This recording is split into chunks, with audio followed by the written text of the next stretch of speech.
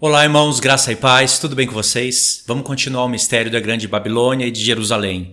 Nesse vídeo aqui eu separei novos textos, novas conexões com textos, então vamos direto para o assunto. Esse daqui deve ser o vídeo número 6. Eu sempre vou deixar o número dos vídeos no comentário fixo e também na descrição de cada vídeo, a playlist e todos os links. Nós vamos ler bastante textos. E todos os textos que eu vou ler para vocês, eles vão aparecer na tela. Só que não vou mostrar os textos na tela para vocês. São muitos textos. Eu acho mais legal vocês acompanharem a minha leitura com imagens que vão aparecer aí na tela, algumas representando o que eu estou lendo, talvez uma música de fundo enquanto eu estiver lendo. Só para vocês conhecerem os textos, eu vou fazendo a conexão, os textos aparecem na tela e fica aí até eu terminar, até trocar de um texto para o outro. E depois eu pego todos esses textos e jogo no comentário fixo, tá bom? Vamos fazer leituras e ver qual foi o planejamento do Espírito de Deus para a gente entender o mistério da Grande Babilônia e a restauração de Jerusalém. Esse vídeo é mais apropriado para quem conhece as duas casas de Israel. Quem não conhece, fica muito difícil de entender esse vídeo. Até para quem conhece e tem o coração tardio para entender, fica difícil, mas vocês podem compreender. Então vamos recapitular alguns textos dos vídeos anteriores, Ezequiel 16, alguns textos, Ezequiel 17 e vamos prosseguindo, Ezequiel 20, 23, 24, 26, 27, 28, 36, 37, 38 e 39. Tem alguns textos que são longos, por isso que eu decidi não colocar os textos na tela, mas imagens, tá bom? Vamos lá. Ezequiel 16, do 53 ao 55, do 60 ao 63. Vai estar aí no canto da tela. Acompanhe a leitura. Restaurarei a sorte delas, a de Sodoma e de suas filhas, a de Samaria e de suas filhas, e tua própria sorte entre elas, para que leves a tua ignomínia e sejas envergonhada por tudo o que fizeste, servindo-lhes de consolação. Quando tuas irmãs Sodoma e suas filhas tornarem ao seu primeiro estado, e Samaria e suas filhas tornarem ao seu, também tu e tuas filhas tornareis ao vosso primeiro estado.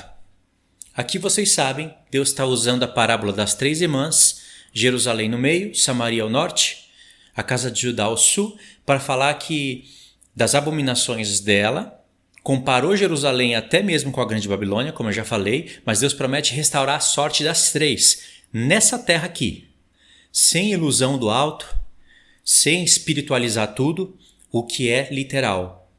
Verso 60, do mesmo capítulo. Mas eu lembrarei da aliança que fiz contigo nos dias da tua mocidade e estabelecerei contigo uma aliança eterna. Então te lembrarás dos teus caminhos e te envergonharás quando receberes as tuas irmãs, tanto as mais velhas como as mais novas, e tas darei por filhas, mas não pela tua aliança. Estabelecerei a minha aliança contigo e saberás que eu sou o Senhor. Para que te lembres e te envergonhes, e nunca mais fale a tua boca soberbamente por causa do teu opróbrio, quando eu te houver perdoado tudo quanto fizeste, diz o Senhor Deus. Aqui o Senhor está falando de restaurar a sorte de Jerusalém, que foi pior do que Samaria e do que Judá, e ele fala muito de vergonha sobre Jerusalém, porque ela vai ser restaurada e Samaria e Judá, as que entenderem a palavra como nós estamos entendendo hoje, e nós alcançarmos a ressurreição, se fomos dignos de sermos chamados vencedores, seremos glorificados. Para reinar, na verdade, nós vamos ter acesso ao céu já, né? Mas desde a Jerusalém, por toda a terra. Só que a Jerusalém, ela vai ser envergonhada porque ela mesma vai ter filhos que não são glorificados. Vai ter um reino de sacerdotes lá, vai ter as 12 tribos literais. E isso que é a maravilha da leitura, dessa leitura com camada de revelação muito mais elevada. Porque muitas pessoas conheceram as duas casas de Israel e entenderam o que eu havia falado desde o Japão. Só que algumas pessoas colocaram a âncora e ficaram estagnadas, principalmente por causa de doutrina de homens. Mas a gente avança. A palavra de Deus fala em Oséias, justamente Oséias capítulo 6, que é para a gente conhecer e não ficar ancorado. Conhecer e prosseguir em conhecer ao Senhor. Em Oséias 4, 6, fala que o povo perece por falta de conhecimento. Quem conheceu as duas casas e pratica as coisas referentes às duas casas já não perece por falta de conhecimento. Mas a palavra não fala apenas para conhecer. Fala para conhecer e prosseguir em conhecer. Está falando para as duas casas. O que nós estamos fazendo hoje é prosseguindo em conhecer. Porque a tendência é que quando a gente conhece a doutrina das duas casas, a gente começa a espiritualizar tudo e tudo que a gente não entende, a gente pula. Agora a leitura que nós estamos fazendo, não, a gente não pula mais. A gente não invalida as promessas que Deus deu para a terra de Israel, para Jerusalém e para o povo judeu literal, como muitos pastores de cursos teológicos fazem. Anula tudo, diz que Deus não tem mais compromisso nenhum com um judeu, com a terra de Israel. Acabou, aquilo ali é uma grande Babilônia, foi gerado pela ONU, alguns chegam até a dizer isso, é um falso Israel, na verdade o único Israel de Deus é o espiritual e acabou. Erro, isso é um erro grave.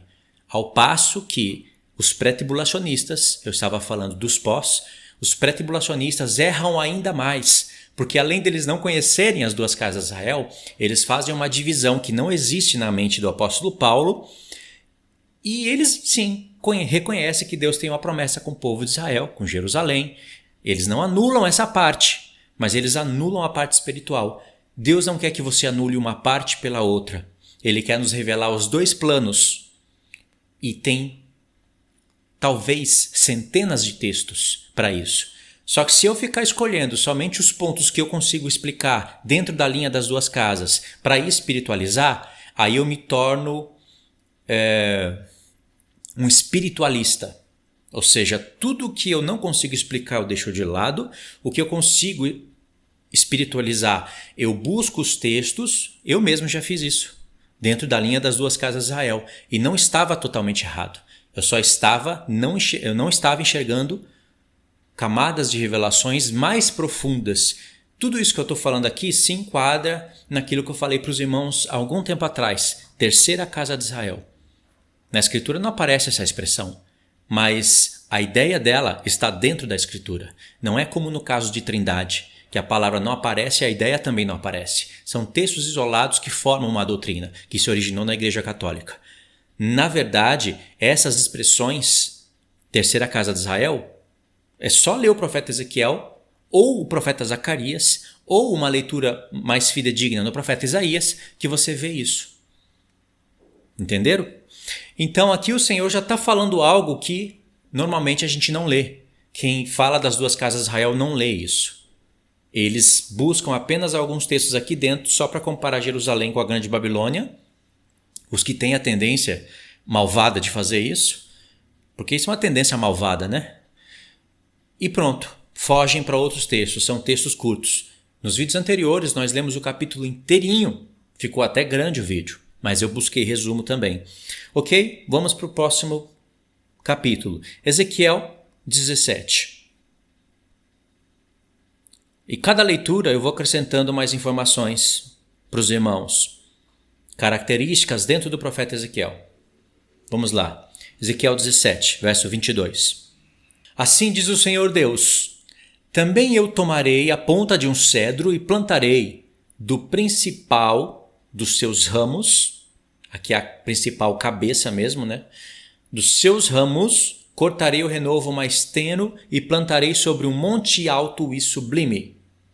No monte alto de Israel o plantarei, e produzirás ramos, darás frutos e será cedro excelente. Debaixo dele habitarão animais de toda sorte. À sombra dos seus ramos se aninharão a aves de todas as espécies. Saberão todas as árvores do campo que eu, o Senhor, abati a árvore alta, elevei a baixa, sequei a árvore verde e fiz reverdecer a seca. Eu, o Senhor, o disse e o fiz. Como disse no vídeo anterior, aqui tem a parábola das duas grandes águias e da videira. Depois que a parábola é explicada, o Senhor fala: eu também vou fazer isso. Vou pegar um ramo, vou levar, vou plantar, vai se tornar aqui uma videira grande. E aqui a gente sabe que é o Senhor Jesus e o reino do Senhor é implantado não no céu, na terra de Israel. Nós vamos confirmando isso na leitura dentro do próprio profeta. No verso 24, daqui o próprio Senhor Jesus, que profetizou isso antes de se fazer carne, quando ele se fez carne, ele extraiu daqui uma parábola. Verso 24, de novo. Saberão todas as árvores do campo que eu, o Senhor, abati a árvore alta, elevei a baixa, e sequei a árvore verde e fiz reverdecer a seca. Eu, o Senhor, disse e o fiz. Árvores aqui não são árvores literais. Está falando de homens. Óbvio que muitas coisas na leitura aqui são literais. Mas aqui não é literal. O Senhor não está falando com árvores. Embora as árvores vão reverdecer, sim, né? Vai ter uma sequidão antes, no tempo da grande tribulação, mas depois elas vão reverdecer. Ele está falando de homens. E o capítulo 17 vai nos preparar para grandes revelações no decorrer do livro, principalmente no capítulo 31 e 32, onde vai ter parábolas enigmáticas profundas a respeito do Egito e da Síria. E aqui mesmo foi da onde o Senhor Jesus tirou aquela... Não é uma parábola, é um ensino, né? Que ele diz que aquele que se exaltar, ele vai abater, e aquele que se humilhar, ele vai exaltar. Foi daqui. Então acompanha os textos aí na tela. Ezequiel 20, do 40 ao 44. Porque no meu santo monte, no monte alto de Israel, diz o Senhor Deus, ali toda a casa de Israel me servirá, toda naquela terra. Ali me agradarei deles, ali me requererei as vossas ofertas e as primícias das vossas dádivas, com todas as vossas coisas santas. Deixa eu dar uma pausa aqui. Se alguém fosse ler, se alguém das duas casas fosse ler isso daqui, a pessoa já iria literalizar tudo. Principalmente quando chega no capítulo 40, onde tem sacrifícios, onde o príncipe do povo, que é o sumo sacerdote, que deveria no mundo espiritual ser Jesus, ali ele deve fazer sacrifício para si mesmo, deve se casar, na verdade ali ele tem mulheres, filhos, e não são coisas espirituais. Os sacerdotes ali da linhagem dos levitas, da descendência de Simei, de Zadok, eles devem cortar o cabelo como convém, não pode pôr roupa a ponto de suar. E tem muitas coisas que não são espirituais. Não existe ponto de espiritualização ali.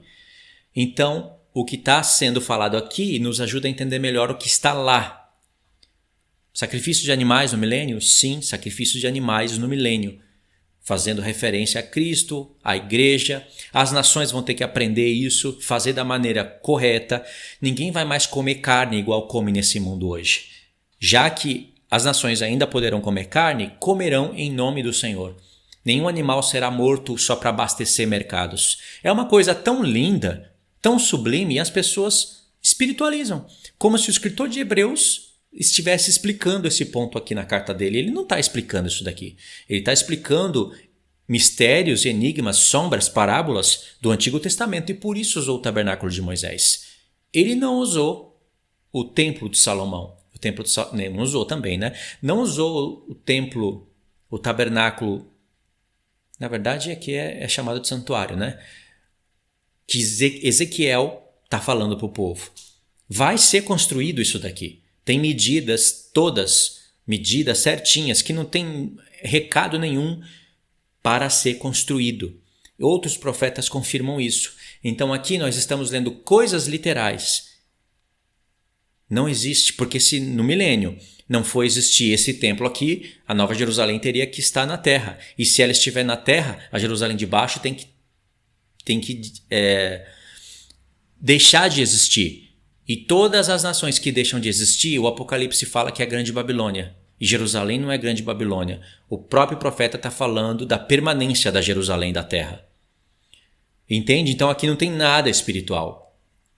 A prova disso, as provas disso, é o que está no verso 41.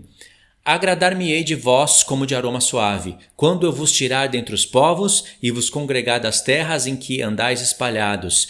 e serei santificado em vós, perante as nações. Sabereis que eu, o Senhor, quando eu der entrada na terra de Israel, na terra que, levantando a mão, jurei dar a vossos pais. O Senhor jurou dar a Abraão, Isaque e Jacó a terra de Canaã aqui, onde está Jerusalém. Ele não jurou dar o céu.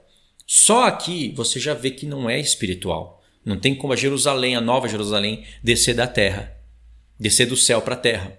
Porque Deus não levantou a mão para dar o céu para Abraão. Ele levantou a mão para dar, ainda ele falou, anda, norte, sul, leste, oeste.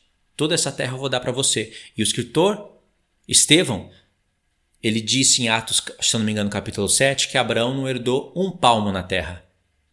Ou seja, ele vai ter que ressuscitar para herdar a terra, junto com os que vão herdar também para reinar. Verso 43. Ali vos lembrareis dos vossos caminhos e de todos os vossos feitos com que vos contaminastes e tereis nojo de vós mesmos. Imagine se isso daqui tivesse sendo prometido para a igreja. A igreja ressuscitada, glorificada, e agora eu vou estar me lembrando das coisas passadas e ter nojo. O Senhor Jesus falou que não haverá lembranças das coisas passadas. Claro que ele se refere a coisas que vão nos fazer ficar humilhados. A esposa dele não vai ficar humilhada. Aqui ele está falando para o Israel de baixo. Com toda certeza, né? A não ser que você queira receber essa palavra para você. Se você for ser digno de alcançar a ressurreição, for ser chamado de vencedor, aí você vai lá no milênio e vai sentir nojo de você mesmo. Por todas as vossas iniquidades que tendes cometido, sabereis que eu, o Senhor, sabereis que eu sou o Senhor, quando eu vos proceder para convosco por amor do meu nome, não segundo os vossos caminhos, nem segundo os vossos feitos corruptos, ó casa de Israel, diz o Senhor. Aqui ele está falando para um povo que vai estar vivo no final e que vai passar dessa terra para o milênio, vai chorar por alguém que chora por um filho unigênito. Isso é um choro de quem perde o filho. Não vai perder a salvação. Já explicamos isso, né? Não vai perder a salvação, mas vai perder o poder de ter o corpo glorificado, de reinar com Cristo. Eles vão estar subjugados. Por isso a vergonha, o nojo. Mas por eles não terem colocado a marca da besta, terem resistido firme até o fim, Deus vai se manifestar a eles e eles vão acreditar porque eles vão ver, assim como Tomé. Isso está acontecendo em Zacarias 12:14. Em Zacarias 13, as feridas nas mãos do Senhor está sendo manifesta para todos. Para todos os que precisam ver para crer. O único motivo deles ficarem vivos e herdarem a terra é para cumprir a promessa feita a Abraão, Isaque e Jacó, e porque eles não colocaram a marca da besta. Eles resistiram até o fim. Muitos deles verão os seus familiares indo para cativeiro, para o norte e para o sul, verão as suas mulheres sendo forçadas e não se renderão à besta, nem que se eles tivessem que entregar a própria vida, entendeu? Mas eles não tiveram vida de sacerdotes. Tudo isso está implícito na leitura de Ezequiel, de Zacarias, do 12, 13 e principalmente o 14, destacando mais o 12 e o 14, está implícito. É impossível você ler e meditar e não chegar nessa conclusão.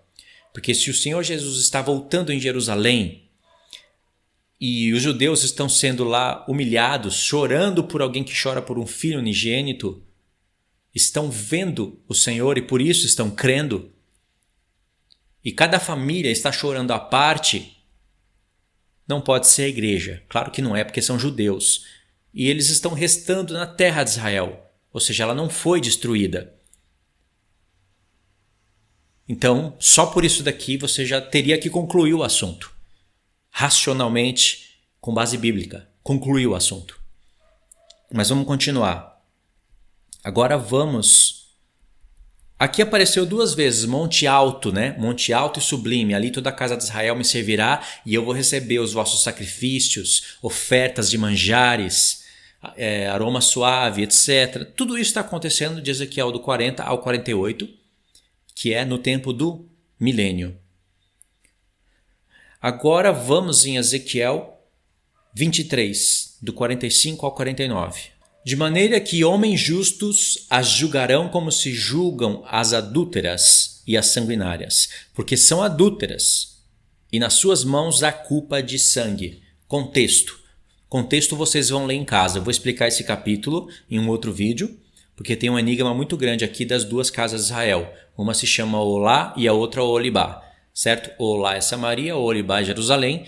Existe o porquê desses nomes.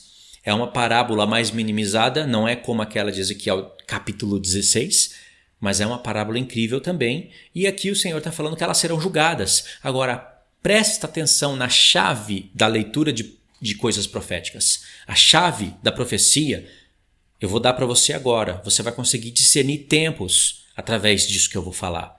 Presta atenção, elas vão ser julgadas como são julgadas adúlteras. As adúlteras são julgadas de apedrejamento, certo? Verso 46. E aqui diz que homens justos vão julgar. Justos vão julgar. Verso 46. Pois assim diz o Senhor Deus, farei subir contra elas grande multidão e as entregarei ao tumulto e ao saque. A multidão as apedrejará e as golpeará com as suas espadas, e os seus filhos e suas filhas matarão as espadas, e as suas casas queimarão. Assim farei cessar a luxúria da terra, para que se escarmentem todas as mulheres e não façam segundo a luxúria delas. O castigo da vossa luxúria recairá sobre vós, e levareis os pecados dos vossos ídolos, e sabereis que eu sou o Senhor Deus. Aqui ele está falando que vai julgar Samaria e Judá, homens justos vão julgar ela, mas ele não está falando da destruição da terra de Jerusalém, com a fumaça queimando pelos séculos dos séculos, como acontecerá com a grande Babilônia, em territórios que estão ao redor de Jerusalém. E na verdade em muitos lugares do mundo inteiro, como eu já falei nos vídeos anteriores. Ele vai julgar os pecadores de Samaria e Judá. Serão apedrejados, serão mortos. E aqui, esse acontecimento que o profeta Ezequiel está profetizando aconteceu tanto no ano 70, mas no ano 70 não se cumpriu tudo o que está escrito aqui. Como nós sabemos? Porque não foram homens justos que julgaram elas, e também Deus disse que vai deixar que homens justos julguem essas adúlteras, porque são grandes prostitutas, grandes. A linguagem aqui de Deus é muito pesada. É uma linguagem que quem já teve preso no mundo pornográfico entende. É pesado a linguagem de Deus aqui. Quando elas forem castigadas, as nações não vão andar conforme a sua luxúria. No ano 70, Jerusalém foi castigado e todas as nações andam conforme a luxúria de que Jerusalém andava no passado e até mais. Então, não se cumpriu isso daqui. Isso daqui vai se cumprir não no ano 70 depois de Cristo, mas no ano 70, porque existe 2 anos 70, né? No ano 70 depois de Cristo, e existe um ano 70 que é referente a 70 semanas do profeta Daniel. Nesse tempo, no finalzinho dessa semana, se cumprirá isso daqui. Entendeu? Como você consegue discernir os tempos? Por causa das coisas que Deus fala e você medita na história. Aí você consegue discernir os tempos. Para você comprovar isso que eu estou falando, nós teríamos que ler também Ezequiel 38 e 39, que você vai ver que esses eventos aqui estão acontecendo dentro de Ezequiel 38 e 39, mas Ezequiel 38 e 39... Jerusalém não está sendo destruída e nem todos os habitantes dela. Para a gente conseguir concordância entre esses textos e o final do profeta, aspas, né? Não é ainda o final, mas para a gente conseguir concordância, você precisa de outros profetas como Zacarias. É o que mais se destaca para conectar esses pontos, porque Zacarias mostra um povo judeu restando na terra de Israel. E outros profetas ajudam a confirmar também, se bem que Zacarias já deixa bem claro. E nós estamos falando do ano 70, né? Do ano 70 das 70 semanas. Então, profeta Zacarias, é o melhor profeta para isso. Todo ele foi profetizado dentro da linha das 70 semanas. Note que o perigo, irmãos, sempre está na falta de leitura, em leitura sem contexto. É claro que não tem como eu ler tudo aqui para vocês, senão seria melhor eu ler o profeta todo, eu narrar ele. Mas para narrar não dá para dar explicações. Então eu estou escolhendo textos bem perto um do outro, aonde mostra que Jerusalém não vai ser destruída como a Grande Babilônia e que a Grande Babilônia sim será destruída. Esse é o objetivo principal do vídeo. Então, Ezequiel, capítulo 24, do 12 ao 14. Trabalho inútil, não sai dela a sua muita ferrugem, nem pelo fogo. Na tua imundícia está a luxúria, porque eu quis purificar-te e não te purificaste. Não serás nunca purificada da tua imundícia, até que eu tenha satisfeito o meu furor em ti. Esse verso 13, ele é muito importante, ele é lindo na verdade, porque ele já ajuda a derrubar uma das linhas mais porcas e nojentas evangélicas que estão por aí, o calvinismo. Além deles não entenderem nada das duas casas de Israel, nada das festas, nada do milênio, nada. Ainda eles torcem as coisas mais justas do Senhor, como salvação, obras, não entendem nada de graça e de lei, eles, na minha opinião, acredito que se você anda em justiça, tem pensamento justo, tu vai concordar, é a linha mais porca evangélica e é o povo mais ignorante dentro do evangelicalismo. Os calvinistas. Quando eu falo os calvinistas, em qualquer pessoa que você pensou aí na cabeça, que está na mídia ensinando, qualquer uma, Paulo Júnior, Hernando Dias Lopes, Augusto Nicodemos, qualquer um deles, porcos, relaxados e serão julgados por Deus, por todas as abominações que eles falam em nome do Senhor.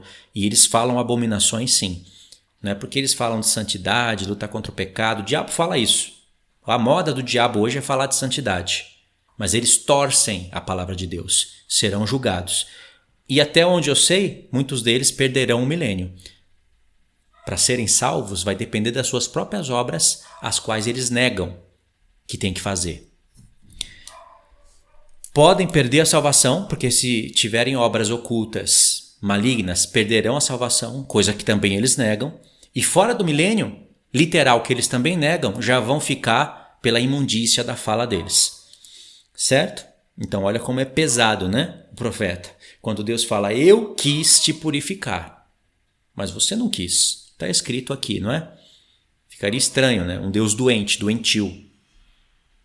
Ele quis, mas na verdade ele não quis. Ele quis, mas na verdade ele não deixou o povo.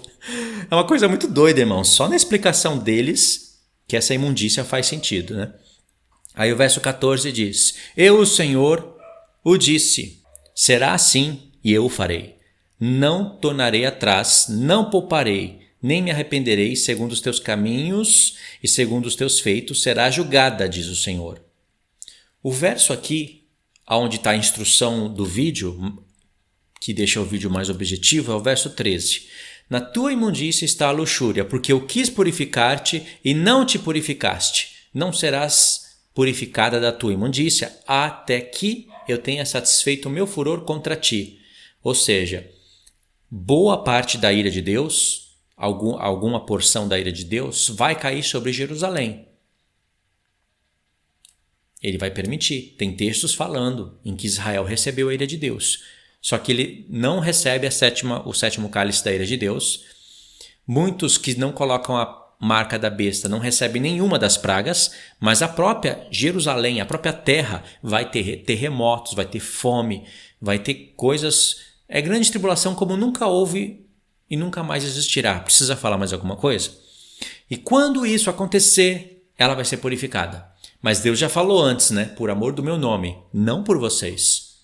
E ele vai continuar falando isso. Quando é para a igreja, o Senhor não usa essa linguagem. Você vai ter nojo de você, você vai se lembrar do seu caminho, vai ficar enojado. Sabe o que é ficar enojado? Você vai ficar envergonhado, vai saber que por isso que você foi em cativeiro, etc, etc. Vai acontecer isso com os que estiverem vivos. Aqui está a meditação da leitura. Os que tiverem morrido antes, eles vão ressuscitar no trono branco. E aí, dependendo das obras, ou serão condenados ou absolvidos. É um tribunal de justiça. Aqui já começa a entrar os vários paralelos com a Grande Babilônia. Na verdade, Ezequiel 26. Ok? Ezequiel 26, do 1 ao 5 e do 11 ao 21. Num 10º ano, no primeiro dia do mês, veio a mim a palavra do Senhor, dizendo: Filho do homem, visto que Tiro disse no tocante a Jerusalém, bem feito, está quebrada a porta dos povos, abriu-se para mim, eu me tornarei rico, agora que ela está assolada. Irmão, só esse texto aqui já revela muita coisa. Acontece que o povo de Deus, ele não tem na mente a história do povo de Israel. Um pouquinho antes na história, Jerusalém era a glória de toda a terra, rainha de toda a terra. Todas as nações do mundo tinham paz e elas não iam para Tiro e Sidom fazer comercializações. Elas iam em Jerusalém ouvir a sabedoria do rei Salomão. Aí o diabo começou a pensar, como que eu vou derrubar esse homem? Um homem mais sábio do que todos que existiu. E nenhum depois dele vai existir. Claro, até Cristo. Porque depois de Cristo vem os apóstolos, vem a igreja. E sim, os apóstolos são mais sábios que Salomão. Mas até então, ninguém mais sabe que ele vai existir. Como eu vou fazer para derrubar esse homem? Será que 700 mulheres? Dá. Se não der, ainda eu coloco 300 concubinas. 1000. Acho que eu consigo derrubar esse homem. Virou o homem mais idólatra do que qualquer católico na face dessa terra. Salomão. Mas calma. Não vai se perder com essa multidão de herege que está no YouTube. Salomão foi salvo. Ok? Mostra a grande misericórdia de Deus. E mesmo depois desse grande pecado que ele cometeu, porque foi um grande pecado em vista do grande amor que Deus deu para ele, que Deus se manifestou a ele, né? Mesmo depois desse grande pecado, Salomão escreve um livro lindo que se chama Eclesiastes, no final da sua vida. Então, esse é o contraste aqui. Agora Jerusalém quebra e Tiro e Sidom se engrandece. E aí, a leitura que você vai ler do 26, Ezequiel 26 em diante, vai mostrar todos os comerciantes indo para Tiro e Sidom, trocando mercadorias. Até Jerusalém, Judá, Samaria vão lá trocar mercadorias. E aí sabe o que acontece? Eles vão se prostituindo. Todas as nações da terra se prostituem com Tiro e Sidom, porque ela faz um papel que reflete as nações hoje conectadas. Acontece que naquela época não tinha internet, era navio nos mares e somente isso, eles trocavam mercadorias. E se prostituíam, né? Porque a sedução do pecado era muito grande. Agora a palavra de Deus não alcançava mais as nações não queriam ouvir a sabedoria mais de Deus. Pelo contrário, Deus denuncia a casa de Israel de ter blasfemado, contaminado o nome dele entre as nações, não por estarem falando o nome errado. Já viu gente tola fazendo isso? Tá aqui, ó. Blasfemaram o meu nome entre as nações. Porque não estava mais falando Yahweh, estava falando Jesus. Pegando esses textos. Não, eles contaminaram o nome do Senhor. Eles envergonharam. Qual é a palavra certa? Não é blasfemaram e contaminaram. É profanaram. Eles profanaram o nome do Senhor, por causa que as suas obras eram más e eles representavam a Deus. Então as nações blasfemavam de Deus por causa deles. Da mesma maneira, a santificação não ocorre quando você fala o nome correto. Ocorre quando você faz obras boas em nome do Senhor. E aí Deus é glorificado. Tá vendo como tem povo louco no meio da terra? Tem povo louco por aí. Então essa é a história, irmãos, que está sendo contada aqui. Entendeu? Então Tiro se engrandece. Ok, vamos continuar lendo. Assim diz o Senhor Deus: Eis que eu estou contra ti, ó Tiro, e farei subir contra ti muitas nações, como faz o mar subir as suas ondas. Elas destruirão os muros de Tiro e deitarão abaixo as suas torres. E eu varrerei o seu pó, e farei dela penha devastada. No meio do mar virá a ser um enxugadouro de reis, porque eu o anunciei, diz o Senhor Deus.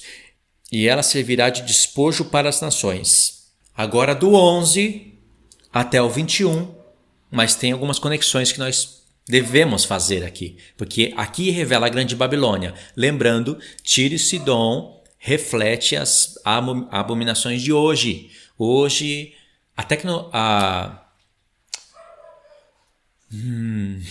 Como é que eu posso falar isso? A Revolução Industrial, ela não acontece somente com a entrada de energia.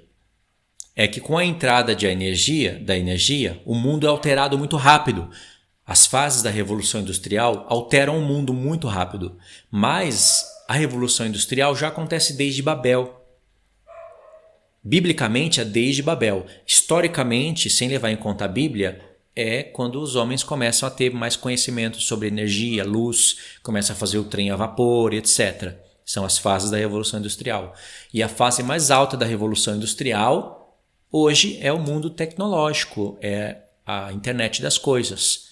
É a fase mais alta e ainda vai avançando, né, de pouco a pouco. Biblicamente, a fase mais alta da Revolução Industrial é quando os homens fazerem a marca da besta. A imagem da besta, né?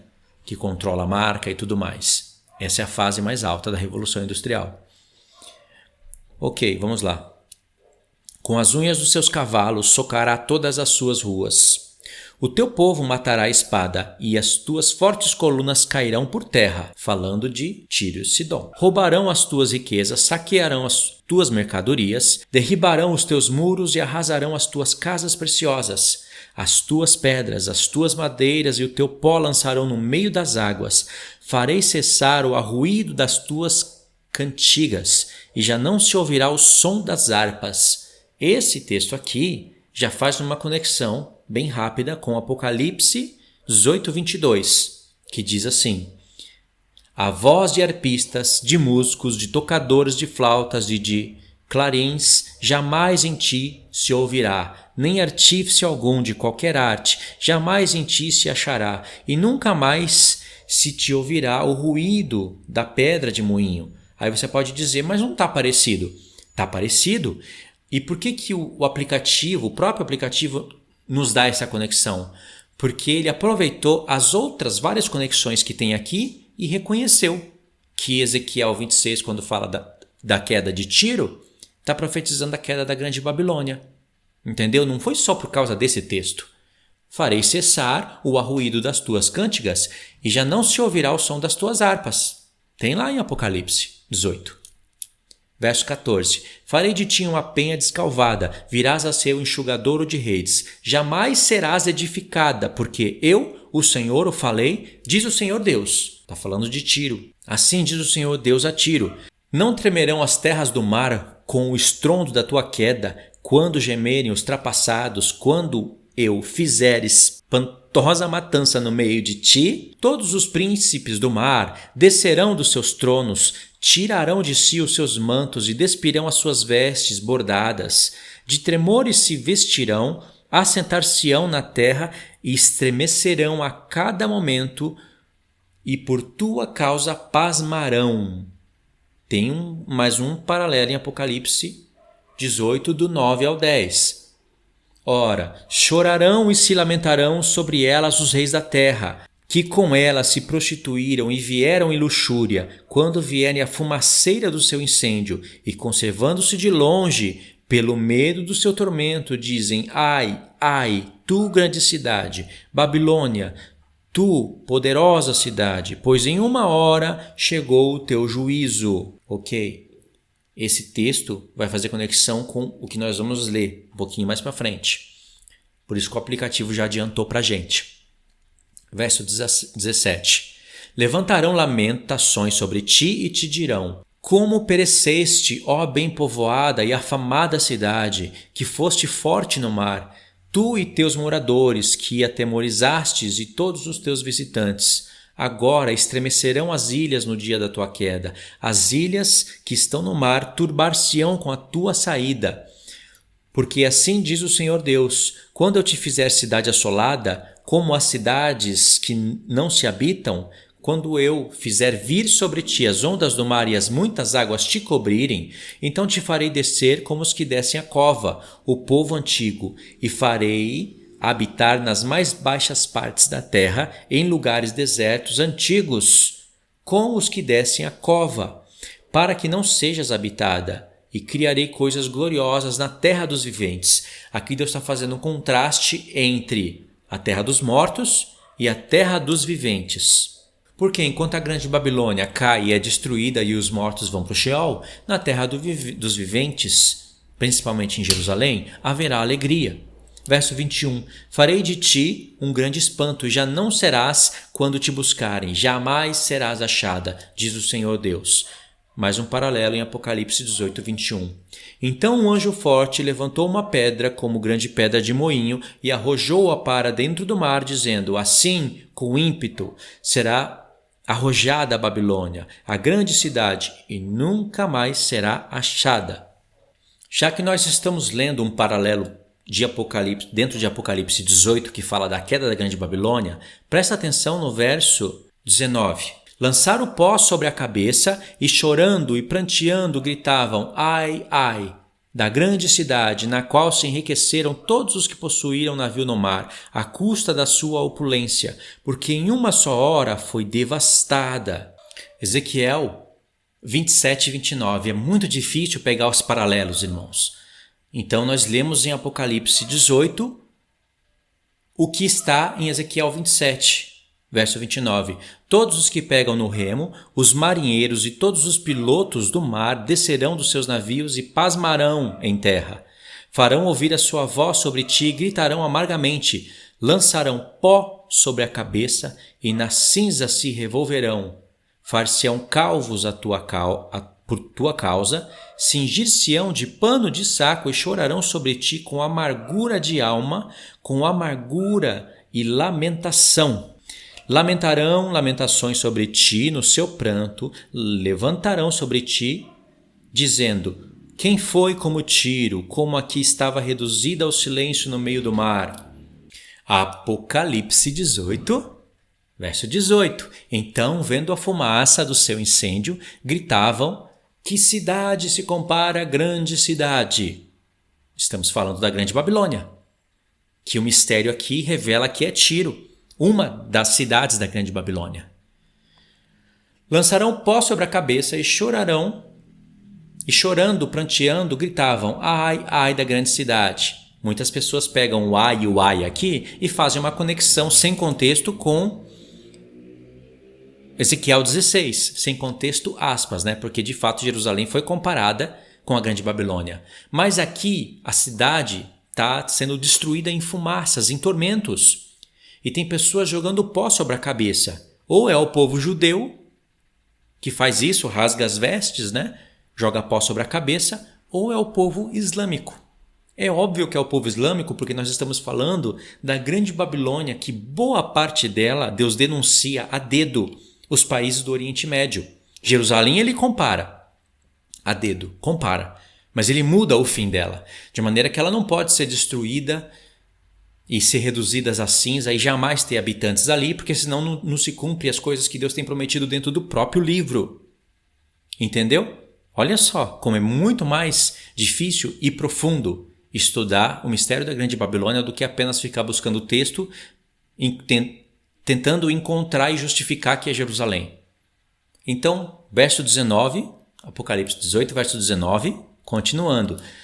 Lançaram pó sobre a cabeça e chorando, pranteando, gritavam: ai, ai da grande cidade, na qual se enriqueceram todos os que possuíam navios no mar, à custa da sua opulência, porque em uma só hora foi devastada. Aí tem uma conexão no verso 20, que vai nos levar para outro profeta.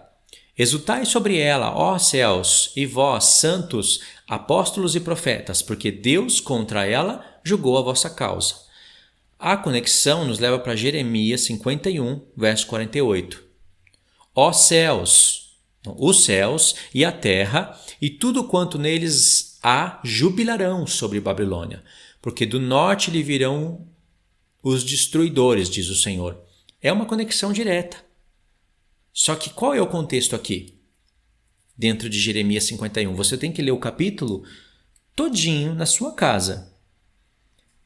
Mas a conexão a gente pega do 47 ao 53. Diz assim: portanto, eis que vem dias em que castigarei as imagens de escultura da Babilônia.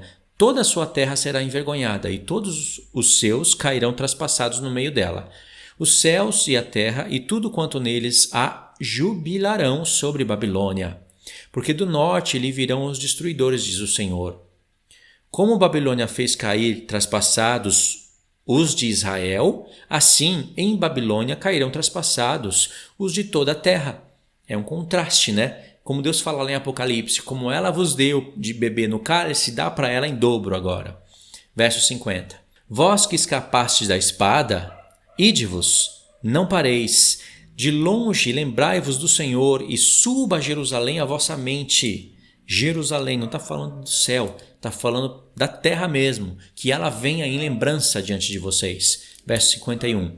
Direis: envergonhados estamos, porque ouvimos opróbrio, vergonha cobriu o nosso rosto, porque vieram os estrangeiros e entraram nos santuários da casa do Senhor. Portanto, eis que vem dias, diz o Senhor, em que castigarei as suas imagens de escultura, e gemerão os traspassados em toda a terra.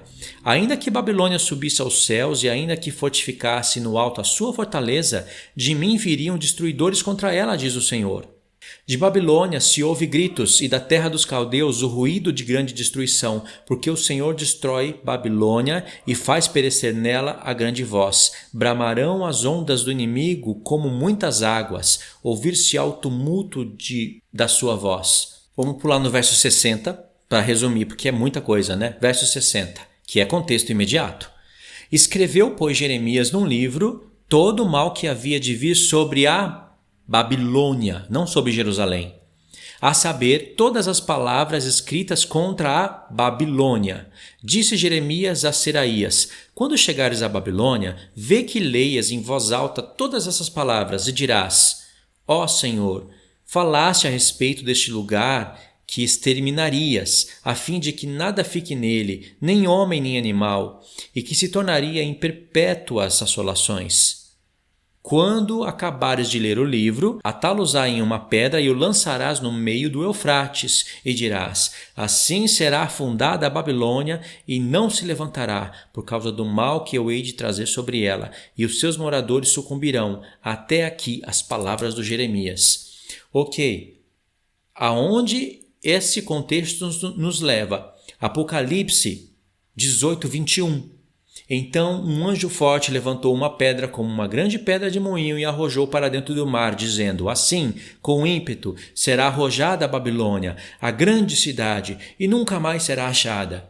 Aí as pessoas esquecem a conexão de um contexto muito maior e fala que grande cidade, Apocalipse 11 é Jerusalém. Eu concordo com isso. Grande cidade. Então a grande cidade lá, a grande cidade aqui, então a grande cidade, então Jerusalém vai ter que ser destruída para todo o século.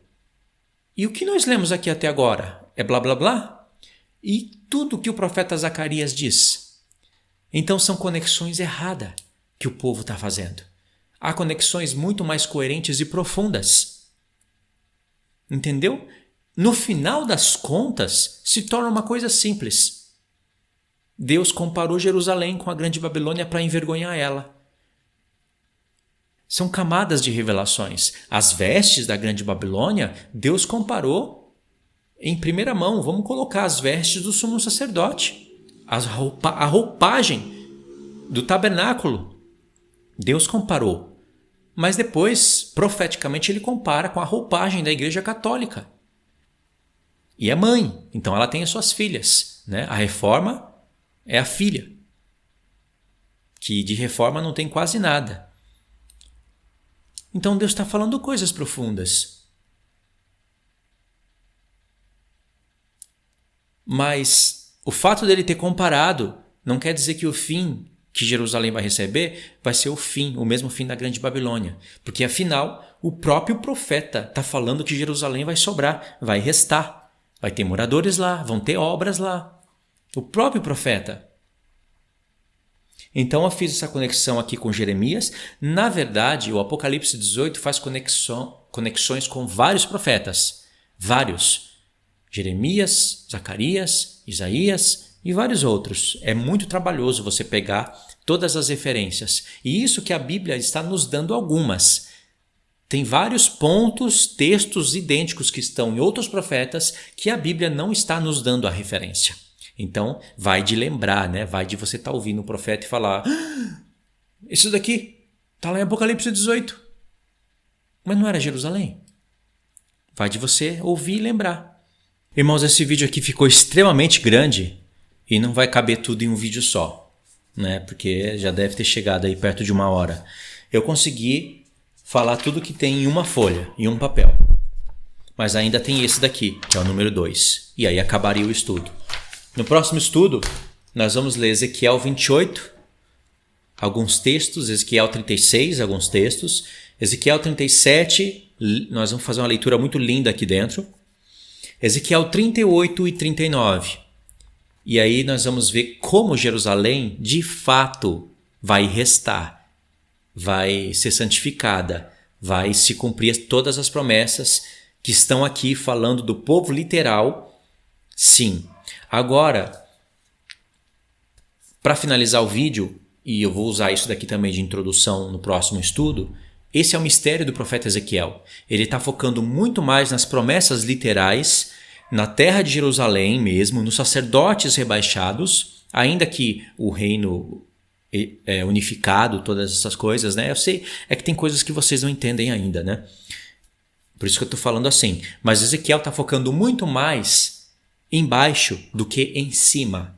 Isaías está focando muito mais em cima do que embaixo. Mas Isaías corrobora também com essas promessas. Mas ele foca muito mais em cima. Ezequiel corrobora também com algumas alusões à Nova Jerusalém e aproveita para profetizar o povo glorioso. Essa é a grandeza da profecia. Vocês sabiam que tem muitos judeus que leem o profeta Ezequiel e entendem tudo isso que eu estou falando? Só que eles não conseguem ver a parte glorificada. Eles não conseguem e não vão admitir a vergonha que Deus vai trazer sobre eles e Jerusalém. Eles que não têm Jesus, ou seja, não têm o Espírito do Senhor, mas porque eles têm a Torá e eles parcialmente acreditam em Deus. Eu sei que João falou que quem não tem o filho não tem o pai, e quem nega o filho nega o pai. Mas, irmãos, o João está falando de um processo onde a pessoa chegou e apostatou. João está falando desse processo. Lembra que para muitos judeus lá na terra de Israel reconhecerem o filho, eles vão ter que ver o filho. Eles vão ter que ver coisas miraculosas feitas pelas duas testemunhas. Agora, tem judeus que eles apostataram mesmo, abandonaram o Senhor Jesus. Não querem mais saber. E tem judeus que nunca chegaram a reconhecer, porque lhes faltam luz. Mas Deus está olhando as obras deles. Eles não estão metidos com Alá, eles não estão metidos com nenhuma outra coisa. E como o cristianismo envergonha demais e deixa muito a desejar na sua explicação, então fica difícil deles acreditarem. E ainda mais o diabo lançou mais um plano para prender eles e impedirem deles olharem para Jesus. O plano do diabo se chama a falsa pena, profetizada por Jeremias capítulo 8. O Talmud, esse livro é maldito, assim como é maldito o Alcorão. O diabo, ele conseguiu enlaçar o mundo, irmãos. Ele tem projetos de livros para deixar o povo no ateísmo, para impedir que o povo acredite, dê o primeiro passo para Cristo. Ele tem projetos em livros. Ele tem projetos para atrair a multidão para o islamismo. Ele tem projetos para atrair a multidão para o judaísmo e ficar preso no judaísmo. O Talmud ele é tão maligno que ele impede as pessoas de acreditarem até nos profetas. Quanto mais em Cristo. Para você acreditar em Cristo, você precisa crer nos profetas. E a maioria deles não acreditam nem nos profetas. E Deus permitiu isso, porque eles têm a Torá. Se realmente eles acreditassem na Torá, eles não acreditariam no Talmud. Esse é fato, eu já falei sobre isso no canal através de vários vídeos. E o diabo ele tem projetos, planos executados dentro da igreja evangélica para impedir o povo de entender essas coisas que eu estou falando e atrasar a mentalidade, o crescimento, o conhecimento do povo de Deus. O calvinismo, o adventismo são projetos do diabo, embora tenha pessoas consideradas filhas de Deus em ambos os lugares. Infelizmente o conhecimento ele conseguiu travar por causa de doutrinas de homens. E tudo isso já foi profetizado que aconteceria. Mas nós temos a lei, os salmos, os profetas. O Novo Testamento completo está aí, na nossa mão. Se a gente vai se meter com o livro de Ellen White, com o livro de Calvinismo, isso é escolha nossa. Deus apenas avisou que aconteceria essas coisas. Compreenderam? Ok, então, judeus sem o Espírito Santo conseguem compreender isso que eu estou falando, coisas que nós, os cristãos, com o Espírito Santo não conseguimos compreender, por causa da barreira teológica. É o negacionismo bíblico. Você fala, mostra, mas eles negam. Não sabem explicar. Você pensa que eles sabem explicar isso? Eu queria ver alguém num debate comigo, explicando esses textos para mim. Não os que eles escolher. Eu escolho para eles e falo, explica. Tá aqui, explica para mim. Eu queria ver o que eles vão explicar. Negacionismo bíblico. O diabo criou isso. Isso é fato no nosso meio. Mas Deus, quando Ele abre os nossos olhos, nos revela a palavra de Deus, Ele nos faz entender tanto o que está em Ezequiel, focando nas promessas para o povo de Israel que não vai ser eliminado, não vai ser aniquilado, Jerusalém não vai ser aniquilada, e aproveitou para profetizar coisas espirituais sobre isso. E você sabe, o judeu que me ensinou as duas casas de Israel, há muitos anos lá no Japão, ele me falou que eu era um escolhido, foi o que ele me falou, eu era um escolhido para manifestar essas coisas para a casa de Israel, para Efraim. E ele acredita em tudo isso que eu estou falando para vocês. Eu fiquei 1 ano tentando contrariar ele por causa do judaísmo. Ele torcia alguns pontos da carta de Paulo. Nem esse judeu brilhante nas escrituras se safou daquele laço judaico de torcer as cartas de Paulo e querer levar as pessoas para o judaísmo. Tipo ensinando de Sião, ele tinha umas características assim. Porém, ele tinha o brilho de ensinar e acreditar essas coisas aqui e provar pra gente. E ele me falou muito dessas coisas aqui. Eu lembro, porque eu não tenho nada gravado, não dá para provar, mas muita coisa ficou na minha cabeça. E hoje eu estudando, eu vi que ele estava certo em muitas das coisas. Ele estava errado na parte judaizante, que eu tenho que voltar às raízes hebraicas de Samaria, da casa de Israel. Ele misturava essas coisas. Existe um povo também que usa da doutrina das duas casas de Israel de maneira errada para te atrair para o judaísmo. E assim, muitas pessoas que acabam tendo contato com a mensagem das duas casas de Israel pelo caminho errado, acabam achando que todo mundo ensina a mesma coisa. Tem até pastores no YouTube que conheceram essa mensagem e porque eles têm mau caráter, e eles têm mau caráter mesmo, eles misturam, me colocaram como se eu fosse os mesmos judeus que misturam as coisas, entendeu? Que quer substituir a igreja, etc. Como se eu ensinasse a coisa por carne e por sangue. Nunca falei isso. Mas tem judeus que falam, ensinam errado, entendeu? Então é isso. Deus quer que a gente entenda os dois planos, tanto literal como espiritual. Porque se não existisse o plano literal, nós nem poderíamos acreditar nesses textos que nós lemos e vamos continuar a ler. Nem poderíamos acreditar, porque não tem como espiritualizar. Por isso que a gente não usa. Você percebeu que durante todo o tempo que eu falei das duas casas de Israel para vocês, eu nunca li esses textos? Porque eu poderia ler um texto ou dois, onde aparece duas casas, casa de Israel e casa de Judá, para conectar. Mas o contexto eu não conseguia explicar. Então eu pulava.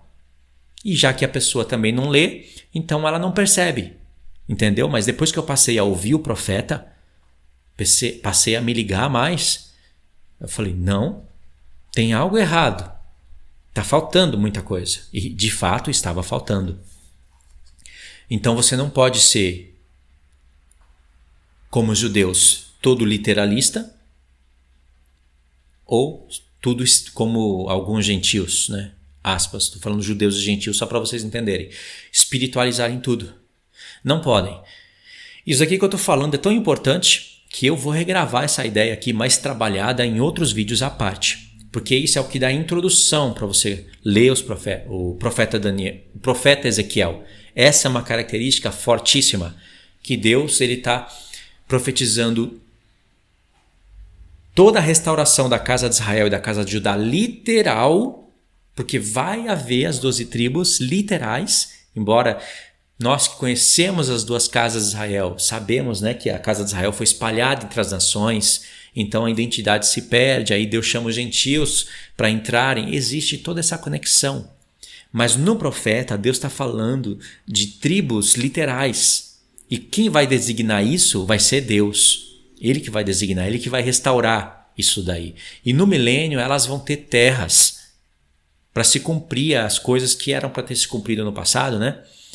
Israel vai alcançar as nações, vai cumprir o papel, porque Satanás estará preso, vai alcançar as nações. O reino de Cristo, quando você consegue visualizar ele mesmo, como vai ser, irmãos, é uma coisa muito linda, profunda, é realmente um reino.